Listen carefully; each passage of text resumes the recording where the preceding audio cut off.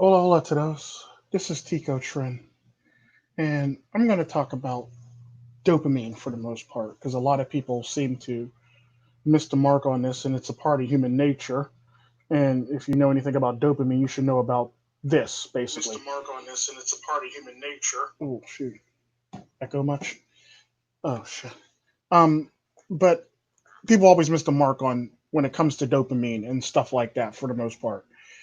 And this idea basically came to me when I was actually explaining to somebody in their comment section on why a woman can cheat on her man, um, not feel guilt, and it feels so good to her, and then and wonder why she go back home and wonder why she's and go back home and wonder why she's go back home and wonder why she doesn't feel guilt in the first place, which is actually pretty funny. It's not funny, but it is what it is. She doesn't feel guilt. She doesn't feel guilt. Um, and that's typically one of the many things that a lot of men run into, and they always think because she doesn't tell her man that it makes her guilty, or she obviously feels guilty. The sad part about that is if a woman doesn't tell you that she's actually cheating on you and keeps it to herself, she doesn't feel guilty. She actually she actually feels very little to no guilt at all about she actually feels no guilt at all if she doesn't tell you. When a woman actually tells you that she's cheating on you, she feels a shit ton of guilt. That's basically how it works. What's up, McTell Life? What's up, McTell in the Win? But typically, that's pretty much how that works. The problem with a lot of the shit that a lot of people say is they don't really quite understand the nature behind a lot of people, or the nature behind why people do what they do for the most part. But they say they understand human nature. What's up, Rip Hill Dusty? The problem with a lot of people, you haven't seen that picture in a while. Yeah, I use that one not too often.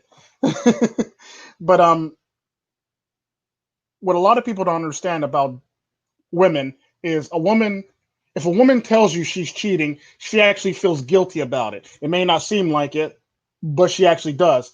If a woman doesn't tell you she's cheating, she doesn't feel guilty about it in the least bit. Because how it works is that dopamine rush that she got for cheating on you justifies why she actually does it. The minute she actually can tell you that she's cheating on you, she feels torn up in guilt inside for the most part. There's not enough dopamine in her mind that can be released in her system that can actually make her forget about how guilty she feels. That's typically how that works psychologically. So if a woman is cheating on you and she keeps it to herself, she doesn't feel guilty about it in the least bit. If a woman is cheating on you and she tells you she cheated on you, she feels guilt. She feels a shit ton of guilt. It's that simple. It'd be no different if you were to rob 10 banks, get away with it. Are you going to tell anybody you robbed 10 banks? Hell no. Are you going to do it again? Probably. Probably. There's a high chance you will do it again. It's that simple. And the thing that I've noticed about a lot of criminals, because I've actually worked with a lot of criminals, and a lot of people what a lot of people don't know about a lot of the criminals is if a criminal keeps it to himself, he doesn't feel guilty about it in the least bit. It's one of his guilty pleasures, pretty much. If a criminal tells somebody about it, he's feeling guilt. It'd be no different if you went into a confession booth and told your priest that this, that, and the other, this, that, and the other, and he basically tells you 2 Hail Marys and this, that, and the other. That's typically how that works. If a person's telling you about something, they're feeling guilt. If a person doesn't tell you at all, they feel very little to zero guilt at all about what they did. That's typically how that works. This is why women can keep shit to themselves.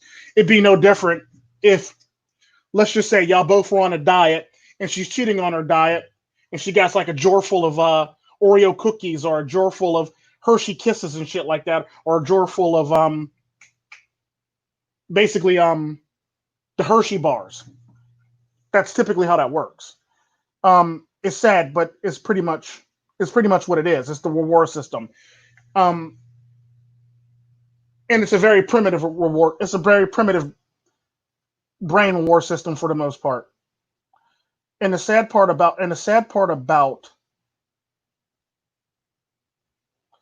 part about the reward system is this goes all the way back to caveman days. A good example of that is when somebody finds something with a decent sugar content in it. It was very hard to come by. This is why you'll see people hoarding sugar products.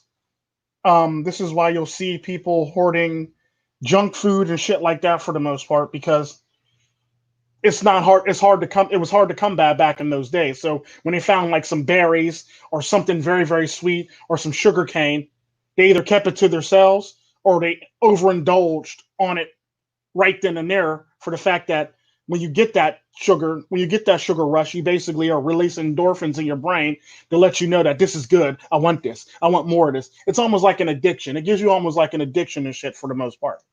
And that's typically how that works. And it's very rare that a woman actually feels guilty about actually cheating. And the thing about it, like I said, if a woman is cheating on you and she doesn't tell you, she doesn't feel guilty about it in the least bit. Now, if she gets caught, then she conveniently feels guilty. Conveniently feels guilty.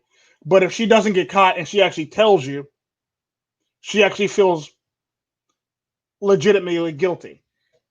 And that's typically how that works. It'd be no different than whatever your guilty pleasure is. You get an endorphin rush from your guilty pleasure. Let it be MGTOW Life riding his motorcycle. He gets an endorphin rush from riding his motorcycle. Mine happens to be any type of physical conflict and or a knife fight. I get a dopamine rush along with an adrenaline rush when I actually get into those things. Because the sad part about that, being I actually enjoy being in those things a lot for the most part. I enjoy being in physical conflict and or some type of physical fight and or let it be a gunfight, which kind of sort of teeters between serial killer type shit, basically, which is neither here nor there. Like MGTOW in the Wind says, she's only sorry because she got caught, basically. But if she actually comes out right and tells you, she's actually literally feeling guilt. If she doesn't come out and tell you, she's not guilty in the least bit. She doesn't feel no guilt in the least bit. But if she gets caught, all of a sudden now she feels guilty about the shit. That's typically how dopamine works within the human body and people for the most part. A good example of dopamine rushes is like I said, for MGTOW Life, he loves his motorcycle.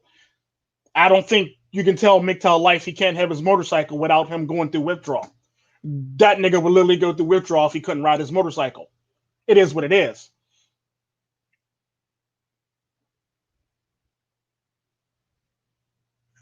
That's typically how that works. But a candle in the wind, nice. Nice, MGTOW Threads. How you doing? Um, but yeah, that's typically how stuff like that works. And this is what a lot of people don't know or seem to understand about psychology or human nature when it comes down to it. So technically, this one's going to be a part of the human nature threads that I've been doing lately. But I just called it dopamine because it sounded cooler. Almost sound like, dope or methamphetamines or crack cocaine, basically. Um, and that's typically how a lot of stuff works for the most part. And if you value if you like something and you enjoy it that much, you're willing to do anything to keep it, or keep it a secret, or just keep it for the most part. Um, that's typically why I tend to always get into a lot of fist fights or conflicts and stuff like that. A good example of that, I've only told like two or three people about this story when I was in Tampa, Florida, because a lot of crazy shit happened in Florida. I was at a French restaurant. I was I was out with a friend at a French restaurant, I got my food, and the person across from me got their food, and it was like pretty much I was like the only it was like I think it was like the only black person in the restaurant. Okay, cool. So like there was a white lady with the pearls next to me at the table next to me, and her husband who looked like he was might be the Monopoly guy. He looked like the Monopoly guy. He legit looked like the Monopoly guy. And there was like a couple other couples. There was a couple that looked like they were French. It was a very nice restaurant. We were all dressed very nice, basically. And I remember that I got my food and it wasn't to my liking. And normally I don't complain about something, but the money that I paid for this and what I was eating warranted me to actually complain how I wanted it. And it wasn't like one of those things where like, it was like, oh, this is how it's made, so you got to take it this way. It was fish and it was undercooked. And I wasn't about to eat some fish undercooked for the most part. So I complained to my wait. I didn't really like complain. I wouldn't.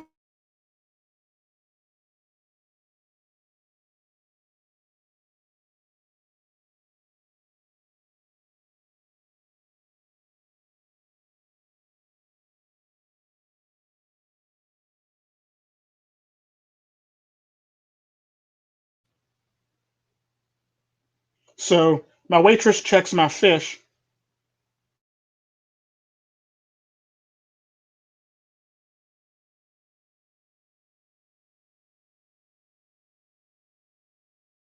and she actually cuts it. She says, "Do you mind if I take a piece?" I go, "Yeah." She puts it in her mouth and she spits it back out real quick. And she goes, "I'll get you another one, sir. I'll get you another one." So she goes to the back, and the French chef back there you can hear him from the kitchen like throwing a fit about it, and he's throwing a fit about saying it's cooked. I know it's cooked. He's just being ungrateful. He doesn't want to pay for it. So instead of actually cooking it, he comes out the kitchen with his knife to basically throw a fit with his knife.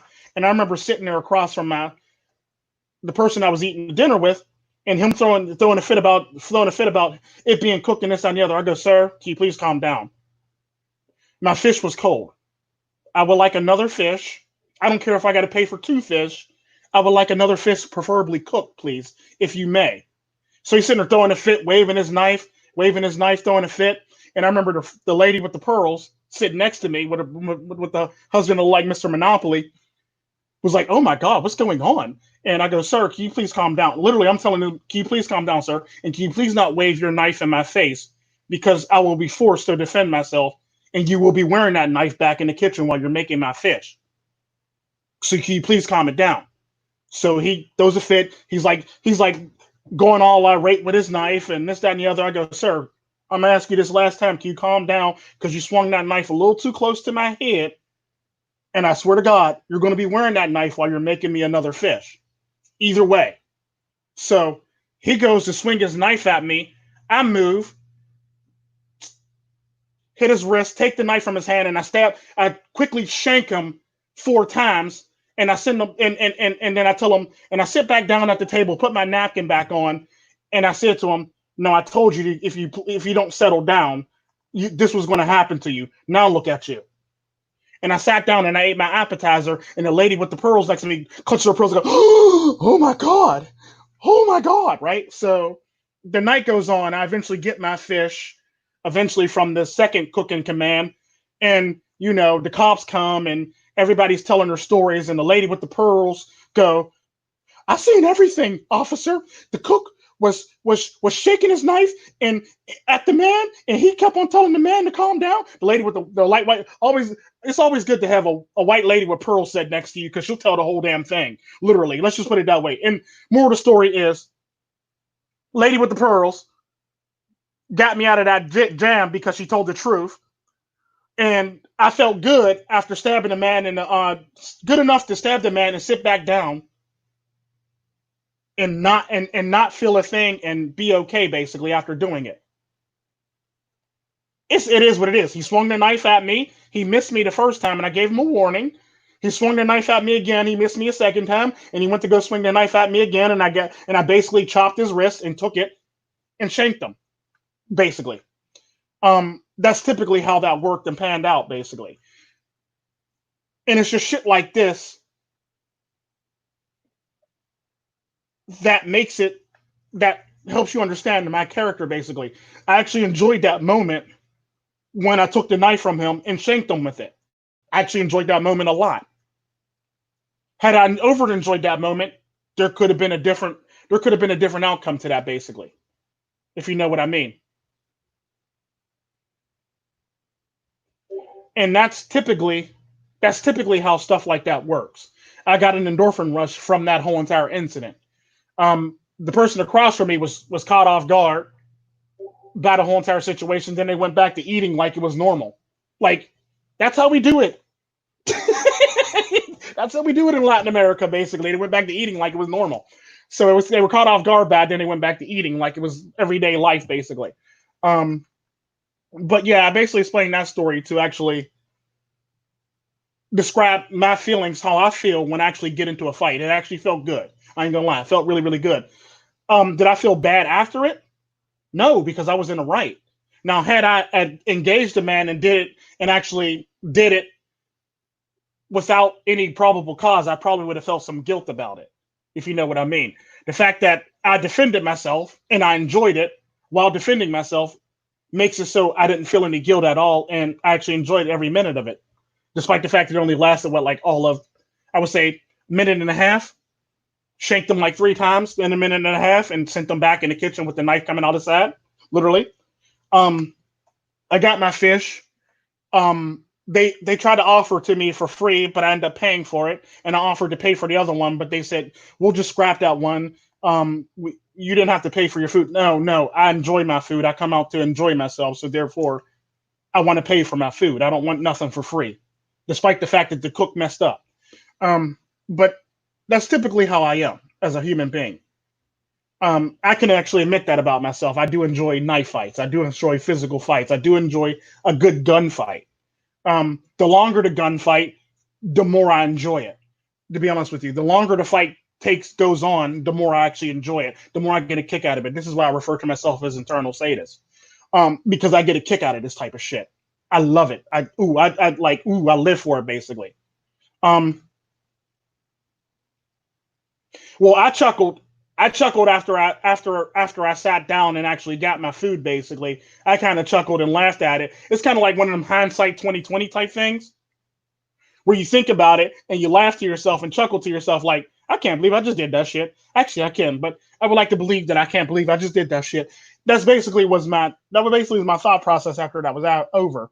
But I did chuckle after that, after thinking about it, which was actually pretty funny, especially watching a white lady with the pearls tell the story. I didn't even have to tell the story. Like, the white lady with the pearls handled it for me, and her husband, a little like Mr. Monopoly over there, pretty much handled that for me, which was actually really, really nice. Because that could have went all types of sideways for me. So I can say without a shadow of a doubt, not all white people are racist. That I will admit to. Not all white people are racist. But back to the actual topic about dopamine and stuff like that.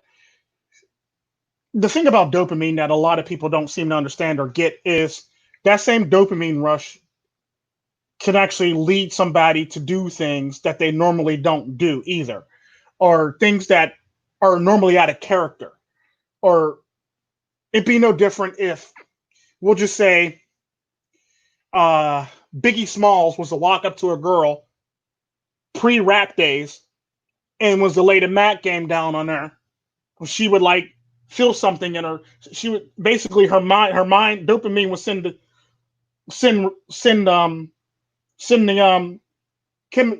the chemicals through her body to let her know she's feeling this guy, basically, because his game is tight and this, that, and the other. This is why a lot of the times game actually works, because of the dopamine rush that a lot of women feel.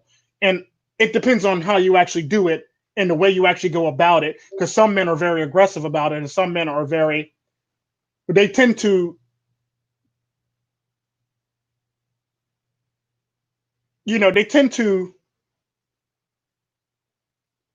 make a woman orgasm mentally when they actually do this type shit, if you know what I mean, because it's part of her primal instinct for the most part.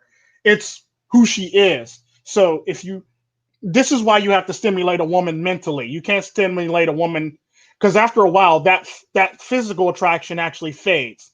Then it goes to mental attraction for the most part. And this is typically what my grandmother says about my granddad. She goes, when I first met your granddad, I wanted to jump on his D all day. This, that, and the other. I was like, don't need to hear that, Grandma. Don't need to hear that. But go.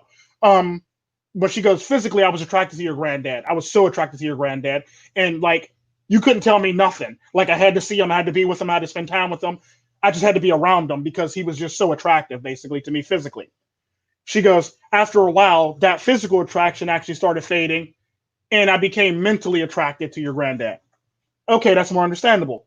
Because as that as that physical attraction was fading, it starts to wear off, basically. Because it's basically like you see something at the store, you want it, then you get buyer's remorse basically after buying it. It's like, okay, yeah, I might want to take this back because I'm not really feeling this. Or it'd be no different if you buy a PlayStation 5 and you end up not liking it, and it's like you start having buyer's remorse or you stop playing it basically. It's one of those things where like, if it's not you, it don't fit you. But what I mean by that is that's typically your base reaction to things for the most part. You see it, you got to have it because it's basically lust for the most part. So my grandmother lusted after my granddad based on how he looked. As the relationship continued on, she fell in love. She chose to stay in love, and she fell in love with my granddad mentally because he stimulated her mind mentally for the most part, and he turned her on mentally. So my granddad was very abrasive. Um, so he can say things. He could say things to my grandmother, you know, to rev her engine basically, and it could be damn near anything. He wasn't a poet or anything like that, but he knew what made my grandmother tick for the most part. So he knew what to say to turn her on or turn her off. So he could basically manipulate and adjust my grandma accordingly based on how he's feeling or the whole entire situation for the most part. And that's typically how that works. Um, that's typically how my grandparents were, and that's typically how my aunts and uncles are for the most part. When it comes down to it, my aunts and my aunts and my aunt-in-law basically on my dad's side for the most part, they tend to that's basically how they actually choose to see their significant other. And when it comes to me, because I'm a bit different, the thing that turns a person on to me is my ability to be abrasive and my ability to actually be very aggressive when shit hits the fan. Like, I have this on off switch where, like, if you ever see me, I'll probably be in a gunfight. Or if you ever see me, I'm probably in some type of physical altercation. If you see me, I'm probably doing something where I'm probably brutalizing somebody or in a fight of some sort, basically. And that right there, despite the fact that it's dangerous and I enjoy it, a lot of women get turned on by stuff like that. It'd be no different if a woman wasn't interested in you and you happen to, like, you know, do something or betray, or like show her a feat of strength basically at the last minute because something happened. Then all of a sudden, because you showed that feat of strength that she didn't think you had, now she's attracted to you. It's kind of like the one time when I actually worked at a moving company, and this woman, she was moving from one house to another house basically, and she happened to be coming up the steps, and a step fell in, and I caught her and I held her. Now, mind you, this woman is married, so I don't know what the hell her husband was doing, but I caught her and held her, and I literally pulled her up out of the hole that was there, that was a step basically, and brought her back too. Now, now this woman looked at me differently when we first got there to actually help her move, but after that incident happened, she basically had like this. I wouldn't say she was enamored by me, but she had this. It's almost like she was damn near attached to my hip, or you know, she was always there when I turned around. It's like, oh shit, where the fuck you come from? Type shit. Like, you know, I'm moving the dresser. I turn around to move the dresser, and she's there. Like, okay, I'm gonna need you to get on my way, lady. Like, what the hell? But it's typically shit like that that actually like makes a woman, and like initially a woman doesn't have to be attracted to you based on how she looks at you, how she perceives you, until you actually do something that she believes is a physical feat for the most part. It'd be no different than if you were to pick up a washer and carry it up the steps by yourself, or if you were to save her from by accident from something for the most part. It's just shit like that. And I remember that was probably the biggest tip I ever got on a moving job, basically, too. And she actually fed us also, which was overkill, way overkill. But yeah, that was the biggest tip we ever got on a moving job for the most part, which was actually pretty funny. But yeah, that literally happened.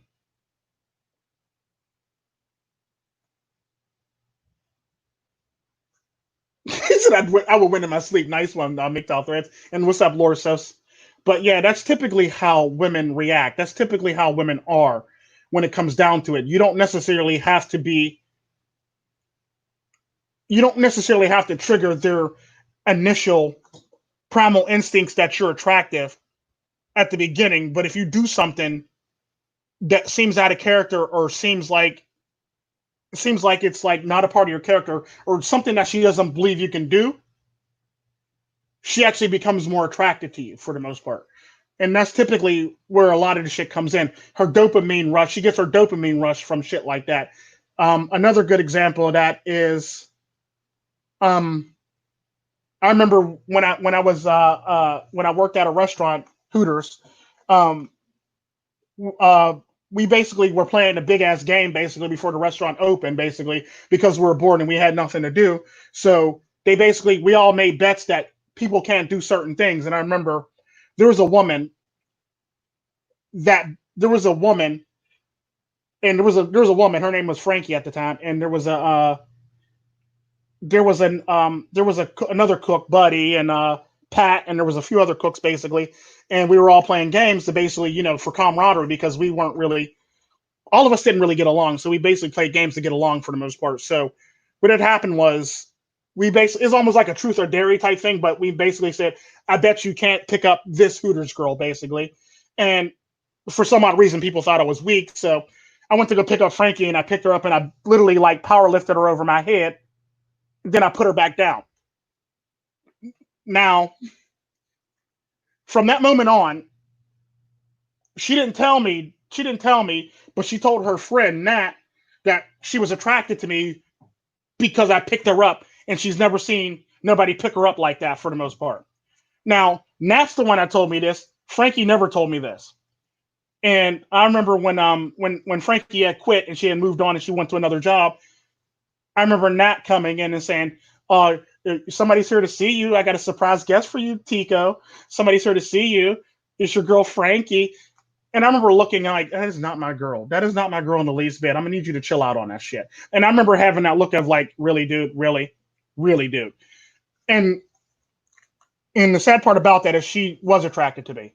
And she never got around to ever telling me because I think she was like kind of scared, despite the fact that she looked good. But I was never going to date her anyway because she wasn't my type. But she never actually told me she liked me. But she used to sit there and do the little choosy signals and, smile and flirt and the hair toss and, the whole entire, her whole entire body's facing you, the touchy thing. She used to do all those things to let me know she was attracted to me. And the sad part about that is I was never attracted to her and she wasn't my type. So therefore that wasn't happening. But the irony to it is because of that thing that I did, it actually made her more attracted to me. And it actually shocked a lot of my coworkers because they thought I was some wiry nigga, basically. But and that's typically how that worked. Don't get me wrong, Frankie wasn't fat. She was what's the word I'm looking for? Well endowed. And she basically looked like, I would say she's probably built like Salma Hayek with a little bit bigger boobs, basically, is the best way to describe her. Only she's not Latina. She's a white girl with blonde hair. That's basically how she was built. Yeah. So, and and the sad part about that, if you ever see me, I actually look much smaller than how much I actually weigh, which is actually pretty funny. So a lot of people thought I was some wiry nigga, basically, at the time. And I was in high school too, so that played a huge part of what people thought about me. But yeah, it was just shit like that that typically makes that where I know personally that a person doesn't initially have to be attracted to you, but if you do something out of the clear blue, and act like it's nothing or act very nonchalant about it, women tend to become attracted to you all of a sudden out of nowhere. So that can happen when it comes to shit like that for the most part. Um, Another thing I can say about that is, um, and the sad part about that, men and women both go through this shit. So it's not like it's one of those things where it's like just a woman thing or a man thing. Men go through this just as much as women do. And sometimes women go through it a lot more because, it's based on emotion. So that endorphin rush could give them a high for the most part. And the neat thing about it,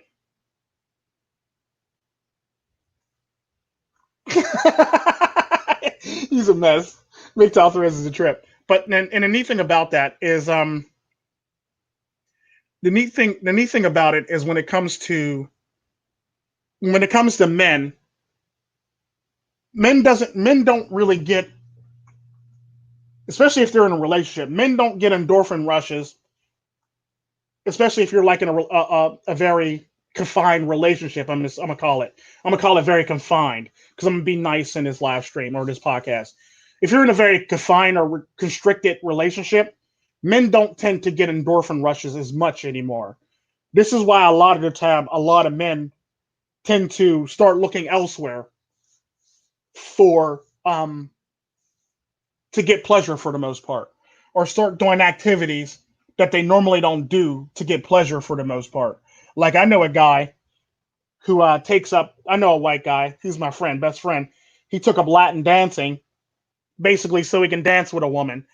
Um, Basically he took up so he can actually, it's basically like the style of dance that he does is basically damn near like cheating, but because it's a dance class, it's not cheating. So he gets the rush of feeling like he's connected to another woman without actually being connected to that woman, so he can actually go home and actually not feel like he actually does something wrong for the most part.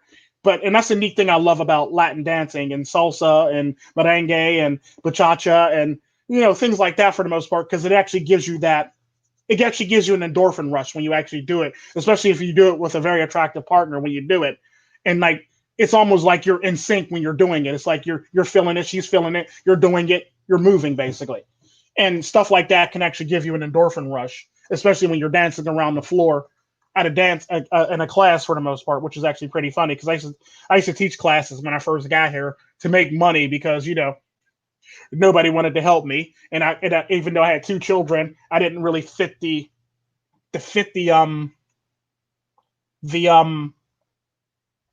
welfare recipient thing to actually receive public assistance. So I got denied because I didn't fit the narrative to meet it, which really sucked. So I actually started teaching salsa and merengue and buchacha at a dance school in Mount Lebanon. Then I moved to another school in Monroeville basically to teach it because they were paying me more. And it was actually really fun. And I actually met this guy and I said, you should come to my class because you know, and you can actually come to my class because you actually feel this without having to worry about cheating on your significant other. Plus, I need another guy because there's a woman that's actually down to dance partner. He did. He loved it. He enjoyed it. He fucking enjoyed it. He ended up being one of my better students, which was actually pretty nice.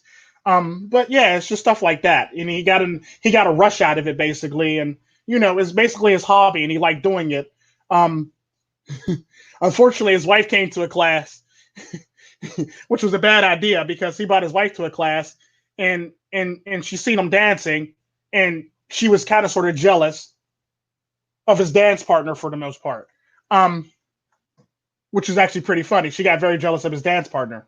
Um, Long story short, she ended up she ended up going to go work out and bettering herself and becoming his dance partner later on down the line after I left the school and stuff like that. So she became his dance partner, started working out at the gym and started getting back into shape. So basically, he made her jealous without doing anything wrong for the most part. And she felt as though because of his dance partner, because the way a lot of the ballroom dancing works and a lot of the dancing works is you're in such close proximity to people. When you actually do it, you literally have to trust your partner that your partner won't do you wrong or drop you or shit like that, or touch you in the wrong spaces for the most part, or do anything crazy for the most part. So you literally have to trust your partner. And when you actually see two people dance, You would think they have a connection for the most part, or you would think they're actually literally dating or dating literally when they're actually really, really good in their chemistry and they learn each other's body and how it moves and what they can and cannot do so they can adjust and make them look good for the most part. And it's just shit like that that actually makes a woman that you're in a relationship jealous of the woman that you're dancing with on the dance floor, despite the fact that you're not taking that woman home. Now, I don't know if that woman ever hit on the man. I don't know whatever happened with that, but his wife was very jealous, and needless to say, she eventually started, she got her ass in gear, and she actually started improving herself for the most part because she felt threatened, and she felt as though her husband was going to leave her for that woman. That woman was attractive. I will say that. I wouldn't date her, but that woman was attractive. His dance partner was very attractive. I will say that much. And she was Russian too. I remember her. She used to crack me up. But yeah, it's just stuff like that that's typically how you that's typically how it go. You either so basically there's two ways to make a woman get her ass in gear for the most part. You pretty much stimulate her mentally by releasing dopamine, giving her dopamine rushes mentally because physically the physical part is over. So mentally, now you got to work on her mentally for the most part.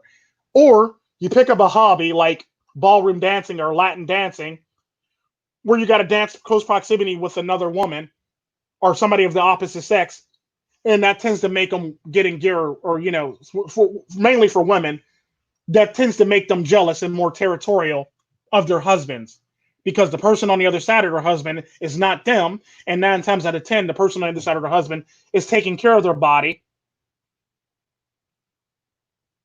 and looks very attractive. That's typically how that works. So you could do one of two things. It's basically what we say about like a lot of women when you act like you have options, basically. Even if you don't have options, pretend like she's not the only person on your menu. That's typically how that works. That right there will release another chemical in her brain that I'll talk about in another video, basically, to make her, get her ass in gear for the most part. Because at that time, she feels like her position is in imminent danger. Whereas before in a relationship, when she was running roughshod, she didn't. She felt as though that she basically had all the power in the world, and she was running around unchecked for the most part because literally that's what women do, and they tend to run around unchecked. And the thing about it is, when you can actually tap into her primal instincts, let it be fear or let it be feel good, you tend to understand women a lot better. You tend to have more control over women a lot better in their decision making process and their mental process for the most part when you can actually tap into both the fear or the dopamine rush that they get for the most part. It's just shit like that that just makes it so. It's just shit like that that makes it so. They were referred to that woman that she and her husband dancing with another woman, despite the fact that he wasn't cheating and he was in a dance class. That's seen as mate guarding for the most part. I believe that's the term that we use in the red pill community is mate guarding. That's technically what she was doing because now she realized that this woman looks good and my husband could possibly leave this woman for me, despite the fact that her husband never even had thoughts of actually leaving his wife for that woman. I mean, shit. Me personally, if that was him and that was my type, I would have left my wife for that woman. I'm just saying. If that was him. Um, and that's typically how that works. Because if you're going to be treated like crap in a relationship, you either got to do one or two things. Either you got to get the power back in that relationship, or you got to manipulate it back or take it back, both either by using dopamine or using fear. I don't mean like puff up and threaten her. I mean like literally show her through your actions that you're willing to actually take that walk, or show her through actions that you have other options for the most part. And she's not the only option, and all this shit that she's doing ain't shit for the most part, and she can always be replaced. That's typically what I mean by that. I don't mean beat her up or anything like that. No, no, no, don't do that shit. Oh hell no, don't do that. I don't condone that in the least bit. I'm just saying if you're going to stick around, there's two surefire ways to basically either A, re-spark her ignition, and or B, make her spark her ignition and make her scared. Make her feel like her position is threatened, or her position is not permanent and is threatened basically by somebody else, or a dopamine rush for the most part. I don't really condone being in relationships, but like because I was asked to make a video on this whole entire relationship thing, by a couple subscribers, I tend to respect my subscribers and I listen to my subscribers, so I make videos about shit like this for the most part. But yeah, it's typically that type of thing. Yeah, like you said, McTowell Threads, what are they going to do? What are they definitely going to do when that happens? And that's factual. That's factual as hell. But it's just stuff like that that makes basically what I'm going to say, because I'm going to end this stream pretty soon, is whenever you never want to lose the power dynamic in a relationship for the most part. You never want to lose the power dynamic in a relationship. The minute you lose it, it's gone. You got to do everything in your power to get get it back, or B, just let it go. It's just shit like that for the most part. So if a woman thinks she can walk out on you while you're down, and she thinks she can pretty much get you at your walk out on your lowest, and somehow, some way, you do better after she's gone, she's going to feel regret and guilt after leaving you because somehow, some way, you didn't fall and you weren't crushed and crumbled, basically. So she's going to tend to want to boomerang back, especially if that new relationship didn't work out, or her plans of, running off with somebody else didn't work out, basically. She's going to want to boomerang back to you because you're doing good. And it's just shit like that for the most part. For the most part, you never want to lose the power in a relationship if you're in one. I don't really condone being in one, but if you're going to be in one, you're going to always want to have the power, or have at least 60% power, 60% you, 40% her. It's typically how it should work on minimum.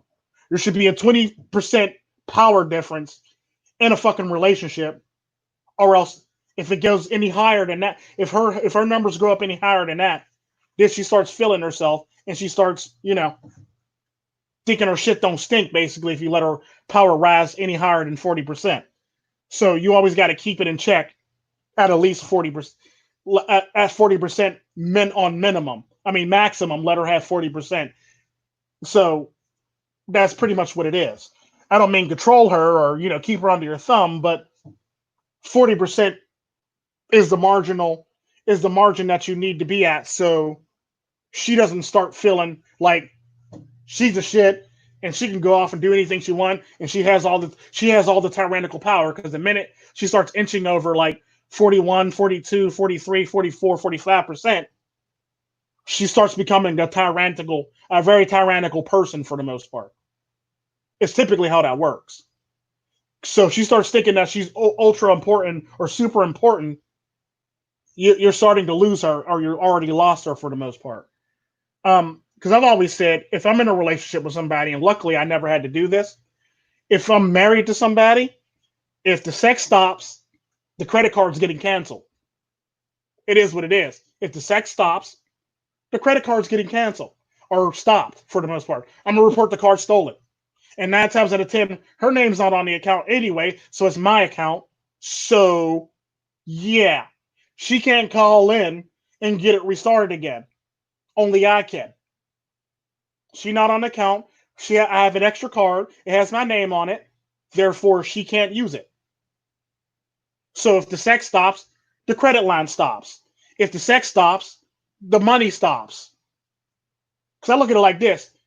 If I'm going to be offering my services, I'm going to need the services to be equal or greater than the services I'm offering.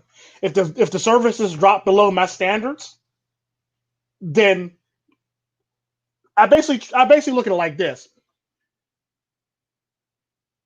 If I owned a business, if marriage was a business, my wife is my employee. If she performs badly, then either I got to fire her or find somebody new, or she got to go in suspension, or she got to go on suspension or probation. Basically, is typically how I look at it. That's basically how I look at it. I don't care. So the credit card will stop, and the finances will stop. Hell, if I stop getting sex for a decent amount of time, that joint account's not going to be funded. If I stop getting sex for a short period of time and I notice it after shit, I don't even let a week go by. I barely let a week go by. 4 days if I haven't had sex, whoo, your credit line at American Express just got canceled. It's just facts. That's typically how it works. So if I stop getting sex, your credit line stops. If you do something and it's not appealing to me anymore, then you're basically on probation to me. I don't really care to hear you. I don't want to hear no excuses. I'm gonna need you to fix your behavior, basically. If the relationship prolongs for a longer period of time, then I basically open, if there's a joint account involved, I basically change from direct deposit from that account to my personal account, basically, and the joint account never gets funded. And the joint account would never be funded up until you meet my demands or you meet my standards, because at the end of the day, this is a relationship. If I'm not getting anything out of this relationship, then you don't deserve anything from this relationship. That's typically how I think, and that's how savage I really am. So if I'm not getting any benefit out of this relationship, I'm not funding this relationship, nor do I plan on being in it much longer in this relationship. And that's typically how I operate, and that's typically how I work. Because I'm not finna play these games. If you want to act like you're the shit, you can act like you're the shit without me and move right on to the next person. That's typically how I think. That's typically how I operate. And I'll never change that. But y'all have a good one and be blessed. This was a lovely live stream. Thank everybody for showing up. Thank you all the people for staying. Y'all have a blessed night and be good. Peace.